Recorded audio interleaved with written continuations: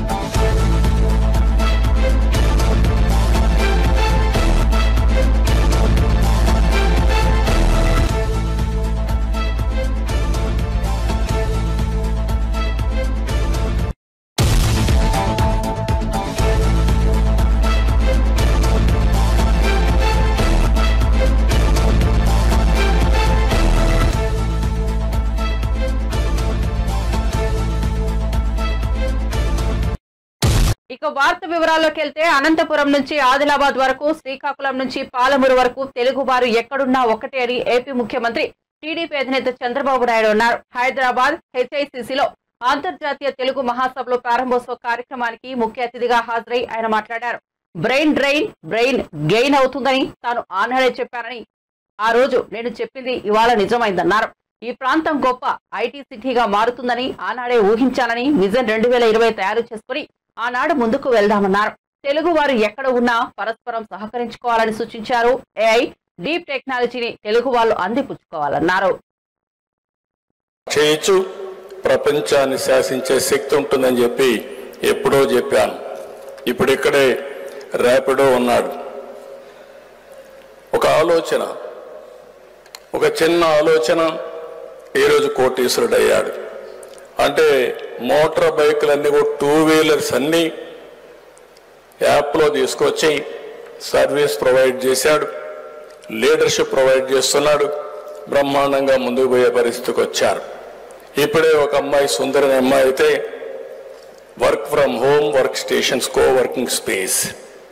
It is ఒక ఆలోచన తీసుకొని ఇప్పుడు 35,000 మందికి ఉద్యోగాలు ప్రొవైడ్ చేయగలిగింది. నేను మొన్న చెప్పాను, నువ్వు ఆంధ్రప్రదేశ్కి రావాల్సిన అవసరం ఉంది, జన్మభూమి రుణం తీర్చుకోవాల్సిన అవసరం ఉంది, మీరు అక్కడ పుట్టారు, అక్కడ కూడా చేయాలని ఒక 5,000 మందికి ఉద్యోగాలు ఇచ్చేదానికి సిద్ధపడతా ఉంది కోవర్కింగ్ స్పేస్లో. అంటే ఈరోజు మనకు ఒక విషయం మీరు గుర్తుపెట్టుకోవాల్సిన అవసరం ఉంది. వర్చువల్, ఫిజికల్ వర్కింగ్ అనేది రియాలిటీ. ఫ్లెక్సిబుల్ వర్కింగ్ వచ్చేసింది. మీకు ఇష్టం వచ్చినప్పుడు మీరు పని చేయొచ్చు, నాకు అవసరమైతే నేను పని తీసుకుంటా. ఇంకొక పక్క ఫిజికల్గా చేయాలంటే ఒకప్పుడు రోజంతా పని చేసేవాళ్ళం, ఇప్పుడు అవర్లీ బేసిస్ వచ్చింది. డ్రైవర్ అవరా, 2 అవర్సా, లేకపోతే డ్రాప్ ఇవన్నీ వచ్చేసే పరిస్థితికి వచ్చాయి. ఇంకొక పక్క ఎలక్ట్రీషియన్ కానీ, ఫిట్టర్ కానీ, బ్లూ కాలర్డ్ ఎంప్లాయీస్ అంతా కూడా యాప్ చూసుకొని ఎవరికి అవసరమైతే పనిచేసే పరిస్థితికి వచ్చేసారు. ఇలాంటి వినూత్నమైన ఆలోచనలు వచ్చాయి. ఇంకా టెక్నాలజీలో ఇంకా అనేకమైన ఆలోచనలు వచ్చే పరిస్థితికి వస్తాయి. అందుకే నేను ఈ మహాసభ ద్వారా మిమ్మల్ని ఒకటి రిక్వెస్ట్ చేస్తున్నా. మనం నెంబర్ 1 అవుతాం, కోట్ల రూపాయలు సంపాదిస్తాం. కొంతమంది అయితే బిలీవర్ అంటే ఈజీగా చెప్పేస్తున్నారు. కొన్ని రోజులు పోయిన తర్వాత చాలా మంది మాట్లాడితే ఏం చేస్తున్నామంటే, అమెరికాకు పోయాను, కంపెనీలు పెట్టాను, చైన్ ఆఫ్ కంపెనీస్ పెట్టాను, ఈరోజు నెట్వర్త్ ఎంత ఉందంటే 2 బిలియన్ 3 బిలియన్ 5 బిలియన్ మాట్లాడే పరిస్థితికి వచ్చారు. అది గర్వకారణం. కానీ నేను ఒక పిలిపిస్తున్నాను, సమాజంలో భారతదేశంలో కానీ ఆంధ్రప్రదేశ్లో కానీ జీరో పావర్టీ మన లక్ష్యం కావాలి. మనకందరికీ సమాజం ఈ స్థాయి ఇచ్చింది. నేను రాజకీయాలు రావచ్చు, మీరు ఇండస్ట్రీలో ఉండొచ్చు, ఇంకొకరు ఒక అకాడమిషియన్గా ఉండొచ్చు, లేకుంటే ఎల్లా కృష్ణ గారికి కలిసి వచ్చి ప్రపంచానికి కోవిడ్ వ్యాక్సిన్ తయారు చేశాడు. అంటే దిస్ ఇస్ వన్ ఎగ్జాంపుల్. ఆ రోజు నేను బయోటెక్నాలజీ గురించి మాట్లాడితే నాకు ఒక ఎల్లా కృష్ణనే కనపడేవాడు. అప్పట్లో కంపెనీలు ఉండేటివి కాదు, 2-3 కంపెనీలే ఉండేటివి. అలాంటిది ఆ రోజుట్లో నేను బయోటెక్నాలజీ ఆలోచించి జనామ్ వ్యాలీ ప్రారంభిస్తే అందులో కంపెనీ పెట్టి ఈరోజు ప్రపంచానికి మన తెలుగు భాషను రక్షించుకోవాల్సిన బాధ్యత మనందరిపై ఉందని కేంద్ర మంత్రి బీజేపీ రాష్ట్ర అధ్యక్షుడు కిషన్ రెడ్డి అన్నారు. హైదరాబాద్ హెచ్ఐసిసిలో జరుగుతున్న తెలుగు మహాసభలో ఆయన పాల్గొన్నారు. ప్రాథమిక విద్య, పాలన వ్యవహారాలు, అధికారిక ఉత్తర్వులు తెలుగులోనే రావాలన్నారు. న్యాయస్థానాల్లో వాదనలు, ప్రతివాదనలు, తీర్పులు తెలుగుతో పాటు ప్రాంతీయ భాషల్లో ఉండాలని కేంద్ర ప్రభుత్వం నిర్ణయించిందని చెప్పారు. గతంలో సినిమాలకు అద్భుతమైన తెలుగు పేర్లు పెట్టేవారు, కానీ ఇంగ్లీష్ పేర్లు పెడుతున్నారు. సినిమాల పేర్లు తెలుగులో ఉండే బాగుంటుందన్నారు. కేంద్రం తీసుకురానున్న నూతన విద్యా విధానంలో మాతృభాషకు ప్రాధాన్యత ఉంటుందని చెప్పారు. తెలుగును ఎన్నో రకాలుగా పోషించారు, అభివృద్ధి చేసేటువంటి ప్రయత్నం చేయడం జరిగింది. అంతేకాకుండా అన్నమయ్య, త్యాగరాజు, క్షేత్రయ్య, వేమన, శ్రీనాథుడు అలా చెప్పుకుంటూ పోతే అనేక మంది మహాకవులందరూ తమ రచనలతో గొప్పదైనటువంటి తెలుగు సాహిత్యాన్ని మనకు అందించిన విషయాన్ని మనం ఇప్పుడు కూడా మరవకూడదు. గురజాడ అప్పారావు, విశ్వనాథ సత్యనారాయణ గారు, డాక్టర్ సి నారాయణ రెడ్డి గారు, శ్రీ దాసర కృష్ణమాచార్యులు, గిడుగు వెంకట రామమూర్తి, కందుకూరి వీరేశలింగం లాంటి అనేక మంది మహానుభావులు ఈ ఆధునిక యుగంలో తెలుగు సాహిత్యానికి కొత్త పుంతలు తొక్కించిన విషయాన్ని మనమందరం కూడా మరవకూడదు. నాడు నిజాం నియంత్రిత ప్రభుత్వాన్ని ఎదిరిస్తూ రాష్ట్రపతి రంగాచార్యులు రాసినటువంటి అనేక రచనలు మనకు జ్ఞాపకం ఉన్నాయి. నిజాం కాలంలో మన కళ్ళ ముందు తెలుగు భాష ఏ రకంగా అణిచివేతకు గురైందో మనకు తెలుసు. ఉర్దూ మాత్రమే చదవాలి అనే రకంగా ఉర్దూ పాఠశాలలు మాత్రమే ఉండేది. తెలుగు వాళ్ళు అక్కడే ఉర్దూ తప్పనిసరిగా నేర్చుకోవాలి అనేటువంటి ఒక నిర్బంధ కారణ ఉన్నప్పుడు అనేక మంది మరి ఆంధ్ర మహాసభ కావచ్చు, ఆర్య సమాజ్ కావచ్చు, లేక కృష్ణమాచార్య లాంటి అనేక మంది మహానుభావులు తెలుగు ఉద్యమాన్ని ఈరోజు నిజాం ప్రాంతంలో ఏ రకంగా కొనసాగించారో, ఏ రకంగా నిర్బంధాలను ఎదుర్కొని జైలు శిక్షలు అనుభవించారో తెలుగు కోసము మనకు తెలుసు. నాడు గ్రంథాలయ ఉద్యమం కానీ ఆంధ్ర మహాసభ పేరిట తెలుగు భాషను పరిరక్షించేందుకు అనేక పోరాటాలు వాళ్ళు చేసిన విషయాన్ని మనం గుర్తుపెట్టుకోవాలి. మాడపాటి హనుమంతరావు గారు, పూర్వుల రామకృష్ణారావు గారు వంటి మహాయోగుల కృషితో ఈ ప్రాంతంలో తెలుగు రక్షించబడిన విషయాన్ని మనం చేస్తా ఉన్నాం. అంతేకాదు మన తెలుగు భాష చాలా ప్రత్యేకమైనటువంటి భాష.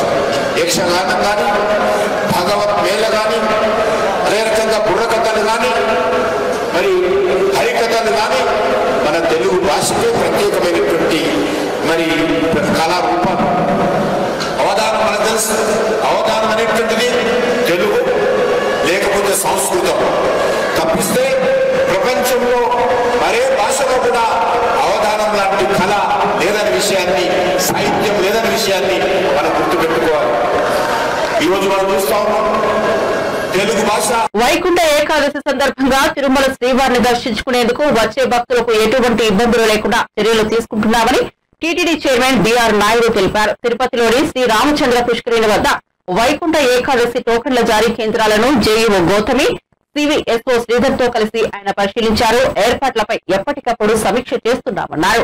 జనవరి 10 నుంచి 19 వరకు వైకుంఠ ద్వారాలు తెరిచే ఉంటాయని భక్తులు సంయమనం పాటించి స్వామివారిని దర్శించుకోవాలని కోరారు. సామాన్య భక్తులకు ప్రాధాన్యత కల్పించేలా ఏర్పాట్లు చేస్తున్నామన్నారు. నేను హైదరాబాద్ నుంచి వచ్చాను. ఏర్పాట్లన్నీ కూడా అడిగి తెలుసుకున్నాము. చాలా బ్రహ్మాండంగా జరుగుతున్నాయి. ఇందులో భక్తులకి ఎలాంటి ఇబ్బంది లేకుండా చేయాలని అధికారులు రాత్రింబవళ్ళు కష్టపడుతున్నారు. నేను ఎప్పటికప్పుడు తెలుసుకుంటున్నాను ఈవో ద్వారా, జేఈఓ ద్వారా. 8 చోట్ల కూడా గతంలో లాగానే ఏర్పాట్లన్నీ కూడా బ్రహ్మాండంగా జరుగుతున్నాయి. ఏమన్నా చిన్నవి ఏమన్నా ఉంటే ఈ 2 రోజుల్లో కంప్లీట్ చేద్దామని అధికారులు చెప్తున్నారు. కాబట్టి ప్రజలకి ఇచ్చే మెసేజ్ ఏంటంటే అందరూ 9వ తారీఖే రావాలి, 10వ తారీఖు రావాలనేది కాకుండా 10వ తారీఖు నుంచి 19వ తారీఖు దాకా ఉంటుంది. కాబట్టి నిదానంగా కూడా రావచ్చు. అందరూ ఒకటేసారి వస్తే ఇక్కడ ఇబ్బంది పడతారు అని నేను ప్రజలకు విజ్ఞప్తి చేస్తున్నా. ప్రజలందరూ కూడా, భక్తులందరూ కూడా సహకరించాలి నాకు. అప్పుడే ఈ యొక్క వైకుంఠ వైభవంగా జరుగుతుంది.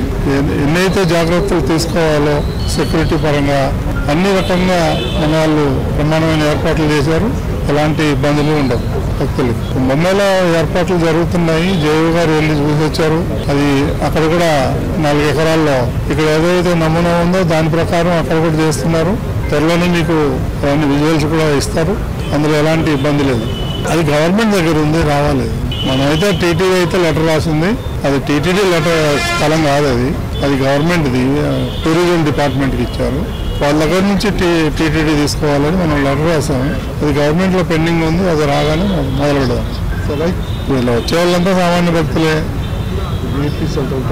ఏపీ నెగ్లిజిబుల్ అండి. అదే డిస్కస్ చేసాము. కొన్ని పోలీస్ వాళ్ళు ఉన్నారు, మన విజిలెన్స్ వాళ్ళు ఉన్నారు.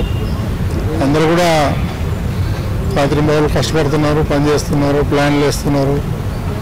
మాజీ సీఎం జగన్ మళ్లీ ప్రజల్లోకి వస్తే మంచిదేనని మంత్రి నారా లోకేష్ చెప్పుకొచ్చారు. డొక్కా సీతమ్మ మధ్యాహ్న భోజన పథకాన్ని ప్రారంభించేందుకు విజయవాడలోని ప్రభుత్వ జూనియర్ కళాశాలకు వెళ్లిన ఆయన మాట్లాడుతూ ఈ వ్యాఖ్యలు చేశారు. జగన్ ప్రజల్లోకి వచ్చి సమస్యలు తెలుసుకోవడంలో తప్పులేదు. ఇప్పుడు రోడ్లు కూడా మంచిగా వేశాం. గతంలో లాగా హెలికాప్టర్లో కాకుండా ఇప్పుడు జగన్ నిర్భయంగా రోడ్లపైకి రావచ్చన్నారు. అలాగే మాజీ సీఎం జగన్ వచ్చి మేం అమలు చేస్తున్న మంచి కార్యక్రమాలు చూడాలని కోరుతున్నామని ఈ సందర్భంగా లోకేష్ చెప్పుకొచ్చారు. ప్రజల్లోకి వస్తూ అప్పుడేం లేదు, రావచ్చు. అంటే 5 సంవత్సరాలు ఎవరు కంపర్ లేదు. ఇప్పుడు వచ్చి తిరుగుతారు. అంటే ఇప్పుడు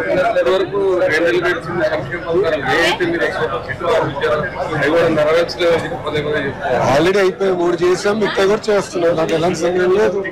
ఇవ్వని హామీలు కూడా నిలబెట్టుకుంటున్నాం కదా. మధ్యాహ్నం భోజనం ఇస్తానని మేము చెప్పలేదు, ఆయన నిలబెట్టుకుంటున్నాం కదా. ఇవ్వని హామీలు కూడా పద్ధతి ప్రకారం చేసుకుంటూ వెళ్తున్నాం.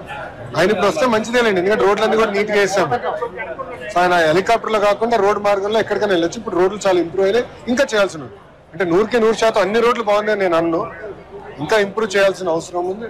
ఎస్పెషల్లీ ఉభయ గోదావరి జిల్లాలో సీసీ రోడ్లు వేయాల్సిన అవసరం. అది కూడా పద్ధతి ప్రకారం చేసుకుంటూ వెళ్తాం. మేము చేసిన మంచి కార్యక్రమాలు ఆయన చూస్తారని ఆశిస్తాం. అంతేనా? ఓకే. సాక్షి రాలా, టీవీ నైన్ ఉన్నాడు కదా. ఎవరు టీవీ నైన్ ఎక్కడబ్బా? No question sir. అట్లా చేయకూడదు అట్లా. ఓకేనా? Thank you madam. బాగున్నారా? చాలా రోజులు అయిపోయింది.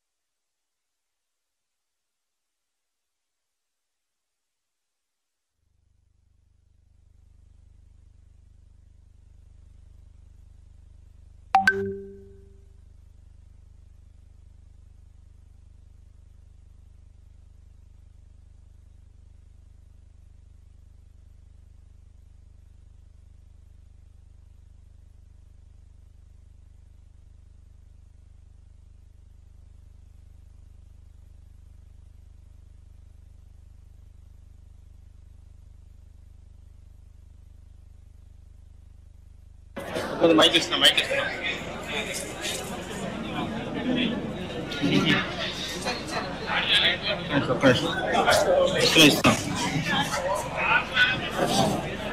areas that they want the government to improve.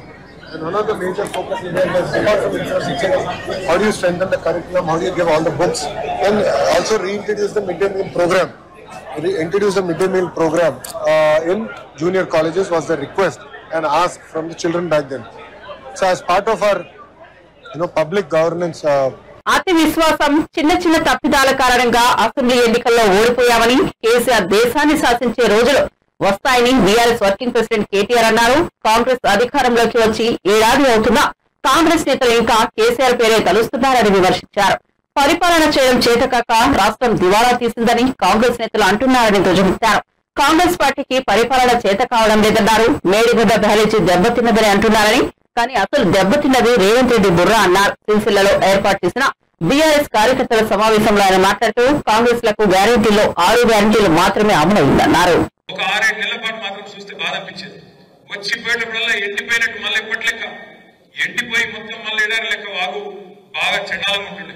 కానీ మళ్ళొక్కసారి నీళ్ళు వచ్చినాయంటే కేసీఆర్ పుణ్యం, కాళేశ్వరం పుణ్యం, సిరిసిల్ల ప్రాంతంలో రాజన్న సిరిసిల్ల జిల్లాలో ఇవాళ నీళ్లు దుంకుతున్నాయంటే ఖచ్చితంగా గోదావరి జలాలు ఇక్కడ దాకా వచ్చినాయంటే అది కాళేశ్వరం పుణ్యం. కానీ ఆ కాళేశ్వరాన్ని కూడా ఎన్ని రకాలుగా బదనాం చేసిన మీకు యాదుకున్నారు. కాళేశ్వరంలో 1,00,000 కోట్లు కొట్టుకుపోయినాయి. మేడిగడ్డలో బర్రె పడ్డది. బర్రె మేడిగడ్డ బరాజు పడలే, నీ పుర్రె పడ్డది. ఇలా పుర్రెలు చక్కగా లేవు. ఆ బర్రె పడ్డదని చెప్పి దానికి రాహుల్ గాంధీ తీసుకొచ్చి బర్రె చూడుని దానికి ఫోటోలు కొట్టేది అంతర్జాతీయ ఏదో అయిపోయింది. ఏమైంది మరి? ఆడ భూకంపం వచ్చినా తట్టుకున్నది కదా, కాళేశ్వరం బరాజు తట్టుకోలేదా? మొన్న భూకంపం వచ్చింది అక్కడ మేడిగడ్డ కాడ, ములుగు జిల్లాల కింద సమ్మక్క సారక్క బ్యారేజ్ కాడ భూకంపం వస్తే కూడా 5.3 రిక్టర్ స్కేల్ మీద నమోదైతే కూడా ఏం కాలేదు. 28 లక్షల క్యూసెక్కుల వరద వస్తే కూడా మేడిగడ్డ బరాజ్ ఏం కాలేదు. నాకెందుకు అనుమానం ఉంది, పక్కా చెప్తున్నా, ఇదివరకు చెప్పినా మళ్ళీ చెప్తున్నా. ఆ రోజు కూడా ఏదో ఇల్లే చేసిండ్రు అందరూ. ఆ రోజు కూడా ఖచ్చితంగా దాన్ని ఏమో చేసిండ్రు. ఇలా కొంతమంది అక్కడోళ్ళు ఇక్కడోళ్ళు ఉన్నారు అలా ఆ పార్టీలో. ఇప్పుడు కూడా ఎట్లనే చేసి కొట్టుకపోవాలని చూస్తాను. ఎట్లనే చేసి కొట్టుకుపోవాలి, కేసీఆర్ చెడ్డ పేరు రావాలి. మళ్ళీ లేకపోతే సంవత్సరం అయింది, ఎలక్షన్లను నడిచిపోయినాయి, చేయాల్సిన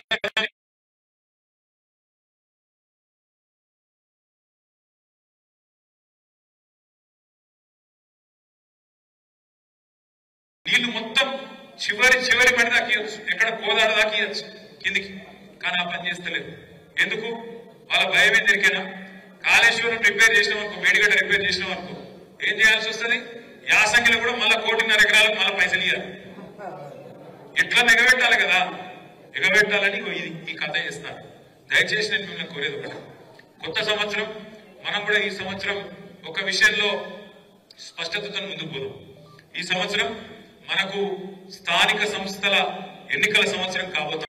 గ్లోబల్ స్టార్ రామ్ చరణ్ కథానాయకుడిగా స్టార్ డైరెక్టర్ శంకర్ దర్శకత్వంలో రూపొందించిన భారీ బడ్జెట్ చిత్రం గేమ్ చేంజర్. ఈ చిత్రంలో రామ్ చరణ్ సరసన కియారా అద్వానీ హీరోయిన్ గా నటించారు. తెలుగు, తమిళ, హిందీ భాషలో ఈ మూవీ జనవరి 10న ప్రపంచవ్యాప్తంగా రిలీజ్ అవుతోంది. ఈ నేపథ్యంలో చిత్ర బృందం ప్రమోషన్ కార్యక్రమాలు వేగం పెంచింది. నేడు ముంబైలో ప్రెస్ మీట్ నిర్వహించారు. Then I get a call from Mr. Raj Garu saying, Shankar sir, I was doing last 2 schedules of RRR. I was working. Then Raju sir comes to Ramoji Film City where I was working. He says, Ram, Sir Shankar wants to work. I said, huh? I said, yeah, baad mein bolenge. He said, hello. Kya baad mein bolenge? Shankar sir. He said, aapke paas kya hai, Shankar sir aayega. Then I got to know it is really Shankar sir. I was like, shit, Raju sir, call right now. So it is such a dream come true for me. You know, we all have been watching his movies growing up. You know, recently Mr. Rajmani sir also said he's the epitome of commercial films, the larger than life. He has defined what is the global film and global cinema and the pan-India cinema. He was the first pan-India director we had. Hats off to him, and I'm so blessed. And yeah, I don't know how my dad will feel, but yeah, I'm very blessed. He should have done it with Dad. So I'm very fortunate, and it's a blessing to work in just 5 years to work with a director like Mr. Rajmani Garu and then Shankar. As an actor, it is so enriching, and it's so much to learn from both of them. there's there's no comparison, of course. But both of them are like masters of their craft. But S.S. Rajamouli sir and S. Shankar sir. So how do you see this thing? Ki, you were directed by Rajamouli sir and now Shankar sir. Kya difference hai? Oh, thank God, difference. You didn't compare them. Not at all, sir. Not at all. So both of them are taskmasters. Both of them expect a lot from each and every person, and especially having such beautiful actors. He is one of the craziest person and the craziest actors I've met. He is. And he just said he saw the song and he saw Kiara and me. मैंने तो producer का ये देखा था उसमें. So I think both Mr. Rajamouli sir and me, Mr. Shankar sir, both are taskmasters. They give you every opportunity perform karne ke liye and to be your best. Yeah. It is very rare to work with such talent, yeah. And they keep pushing you always. And there's not one day where थोड़ा relax होने के लिए time मिलता है. नहीं. Every day, even if it's a single shot. I remember one day I was sitting with Shankar sir saying, "Hi Ram, coffee bay." Yes sir. Abhi first day tha. Then he was having a coffee, I was having a coffee, and suddenly he started looking, not at me, at my hair. And he called assistant director, he said, "Idhar aao, wo iPad leke aao." And he's looking at the iPad and this thing. I said, then मेरे को मालूम पड़ गया, he's not talking to me, वो character के साथ बात कर रहा है, Ram Nanda. I said, "Idhar aao." Then he started touching me. It is very intimidating when somebody touches you like this. I said, I can't say. He said, कुछ बदला क्या? क्योंकि iPad में जो आपको पिक्चर ने भेजा था वो कैरावान में exactly नहीं था. I said, I swear to God, it is only 5% difference from what he sent. But he is so particular and he is so master at his craft. Even that 5%, it doesn't matter. And even if you're Mr. Rajnikant ji or Kamal Haasan ji, he worked with, or myself, doesn't matter. చిన్నప్పటి నుంచి swimming పట్ల పెంచుకున్న ఇష్టం ఆమెను 52 ఏళ్ల వయసులో సముద్రంలో 152 కిలోమీటర్ల సాహస స్విమ్మింగ్ ను పూర్తి చేసేలా చేసింది. సామర్లకోటకు చెందిన స్విమ్మర్ గోలి శ్యామల గత నెల 28న విశాఖ సముద్ర తీరం నుంచి కాకినాడ తీరం వరకు కోరమండల్ ఒడిస్సీ ఓషన్ స్విమ్మింగ్ సంస్థ ఆధ్వర్యంలో సాహస యాత్ర ప్రారంభించారు. సముద్రంలో రోజుకు 30 కిలోమీటర్ల చొప్పున 150 కిలోమీటర్లు ఇది కాకినాడ గ్రామీణం సూర్యారావుపేట తీరానికి విజయవంతంగా చేరుకున్నారు. శ్యామలకు కాకినాడ రూరల్ సూర్యారావుపేట ఎన్టీఆర్ బీచ్ లో MLA Chinarajappa, Kakinada municipal commissioner Bhavana, Kakinada sea sports private limited CEO Muralidhar, అధికారులు, ప్రజాప్రతినిధులు ఘన స్వాగతం పలికి అభినందనలు తెలిపారు.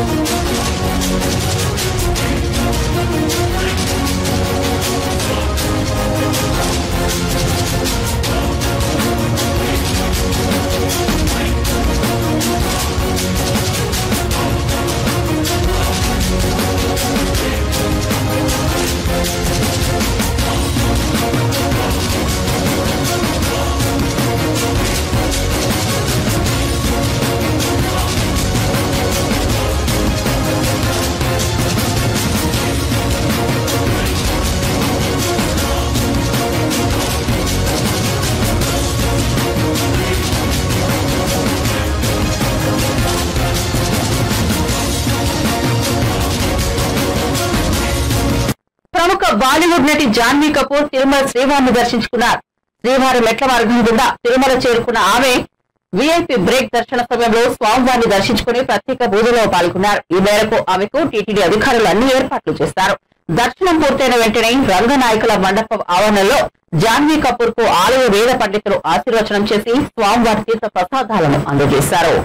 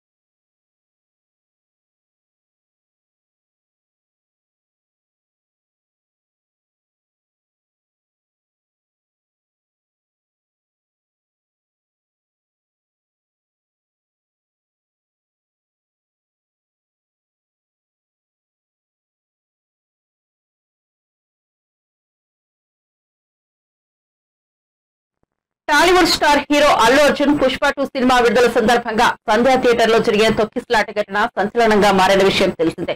అయితే ఈ ఘటనను సీరియస్ గా తీసుకున్న పోలీసులు ప్రభుత్వ బాధ్యులపై చర్యలు తీసుకున్నారు. ఈ క్రమంలోనే హీరో అల్లు అర్జున్ అరెస్ట్ చేసిన పోలీసులు కోర్టులో హాజరుపరచగా అతనికి కోర్టు 14 రోజుల రిమాండ్ విధించింది. అనంతరం కొద్దిసేపటికే అల్లు అర్జున్ మధ్యంతర బెయిల్ రాగా ఆయన జైలు నుంచి విడుదలయ్యారు. అనంతరం హీరో అల్లు అర్జున్ మరోసారి కోర్టును ఆశ్రయించగా ఆయనకు కోర్టు షరతులతో కూడిన బెయిల్ మంజూరు చేసింది. ఈ క్రమంలో శనివారం మధ్యాహ్నం హీరో అల్లు అర్జున్ తన రెగ్యులర్ బెయిల్ కు సంబంధించిన పూచీకత్తు పేపర్లను స్వయంగా సమర్పించేందుకు అల్లు అర్జున్ కోర్టుకు వచ్చారు. సంధ్యా థియేటర్ తొక్కిసలాట ఘటనలో నాంపల్లి కోర్టు అల్లు అర్జున్ కు షరతులతో కూడిన బెయిల్ మంజూరు చేసింది.